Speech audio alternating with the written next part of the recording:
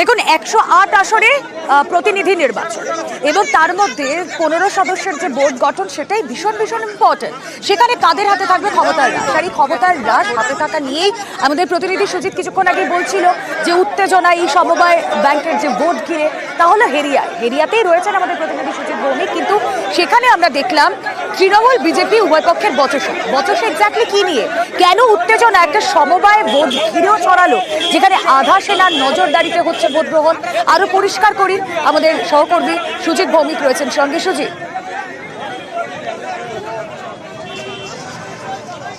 দেখো, পরিষ্কার করে বলতে গেলে যে একেবারে লড়াইটা তৃণমূল বনাম বিজেপি যতটা, এখানে কিন্তু তৃণমূল বনাম শুভেন্দুর ছায়া, এটাও কিন্তু একটা বিষয়, এবং সেই বিষয়টাকে সামনে রেখে শুভেন্দু এবারে সরাসরি ভোট যুদ্ধে নেই সমবায় ভোটে, কিন্তু তার ছায়া রয়েছে এবং সেই থাকা সেটাই কিন্তু তৃণমূল বনাম বিজেপি।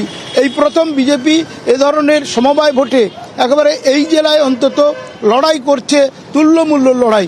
সেই লড়াইয়ের ফল জানা যাবে আজকেই, কিন্তু ভোট চলছে কি হচ্ছে না সেখানে দেখা যাচ্ছে বেশিরভাগ জায়গায় নির্বিঘ্নে হচ্ছে। কিন্তু আমি যেখানে দাঁড়িয়ে রয়েছি সেখানে কিন্তু সকাল থেকে, অর্থাৎ হেরিয়া, এই যে রাস্তাঘাট সেজে উঠেছে একবারে সব দলের সাধারণ নির্বাচনে যেটা দেখা যায় পতাকা, ব্যানার এবং প্রতীক চিহ্ন না থাকলেও দেখা যাচ্ছে যে ক্যাম্প করেছে সবাই।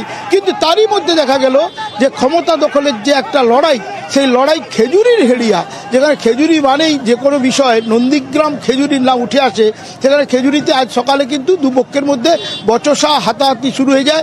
পুলিশ নিয়ন্ত্রণ করে, কিন্তু নিয়ন্ত্রণ করলে কী হবে, চাপা উত্তেজনা রয়েছে কেন্দ্রের বাইরে।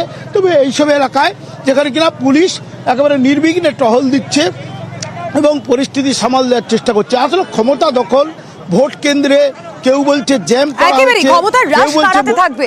আসলে এই টানাপোড়েনটা তো গত 2-2.5 বছর ধরে চলেছে। তার কারণ 2022-এর 4 ফেব্রুয়ারি এই পরিচালন কমিটির মেয়াদ শেষ হয়, তারপরে 2.5 বছর ধরে একটা টানাপোড়েন চলে। সেই টানাপোড়েনের জলগড়ায় আদালত পর্যন্ত, এবং তারপর আজ এই সমবায় ভোট ঘিরে আমরা দেখছি উত্তাপ তুঙ্গে পূর্ব মেদিনীপুরের বিস্তীর্ণ জায়গায়।